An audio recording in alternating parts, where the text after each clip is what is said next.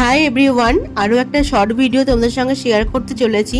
এটা ছিল আমাদের কোচবিহার যাওয়ার দিন। ভোর 5:30 মতো বাজে আমরা এনজেপি পৌঁছে গেছি, আর এই বন্দে ভারত করেই আমরা আজকে কোচবিহার যাচ্ছি। কাল রাত্রেই ঠিক হয়েছে আমাদের কোচবিহার যাওয়ার জন্য, আর ভোরবেলাতেই বেরিয়ে গেছি।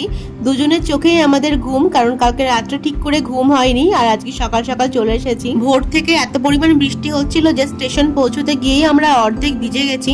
এখনো প্রচন্ড বৃষ্টি হচ্ছে, বাইরের কাছ দিয়ে কিছুই দেখা যাচ্ছে না। ট্রেনে আমাদের চা দিয়েছিল, আর সাথে ছিল ডাইজেস্টিভ বিস্কিট, বাট চাটা আমার খুব একটা ভালো লাগেনি। ট্রেনের চা আমার খুব একটা পছন্দ হয় না, কালারটা কিরকম কালো কালো ছিল।